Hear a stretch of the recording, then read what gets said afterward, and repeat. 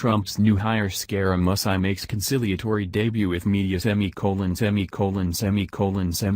Washington, Reuters. If President Donald Trump, who refers to the media as fake news, wants his staff to use a more conciliatory approach with journalists, new communications director Anthony Scaramucci may be implementing such a shift, for now.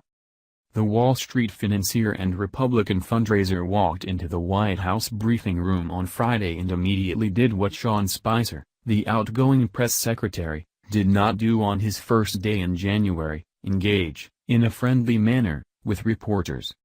Wearing a blue tie and an American flag pin on a dark suit, Scaramucci bantered with correspondents, pledged to be transparent and even made respectful remarks about CNN, the cable network with which Trump and Spicer have sparred repeatedly. He made fun of himself, joking about his short stature and apologizing to Trump from the podium for having called the New York businessman a hack politician in 2015. "He brings it up every 15 seconds, all right?" Scaramucci said to Laughter, referring to the president. "I should have never said that about him. So, Mr. President, if you're listening, I personally apologize for the 50th time for saying that. Trump was probably listening." Reporters peppered Scaramucci with questions on press-related issues that have dogged the relationship between the Trump presidency and the journalists that cover it. Did he support having briefings televised? "I obviously am committed to being transparent because I'm standing here. But I'd like to talk it over with the president," he said.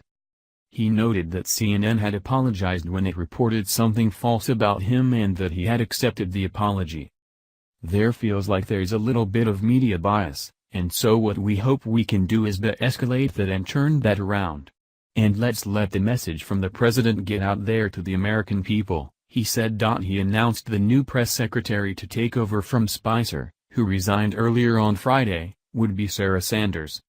Spicer's debut at the White House podium in January featured a long scolding of reporters for their portrayal of Trump's Inauguration Day crowd numbers. Asked on Friday whether he agreed with Trump's contention, for which there is no evidence, that 3 million people voted illegally in the 2016 election, Scaramucci answered carefully. "So if the president says it, let me do more research on it.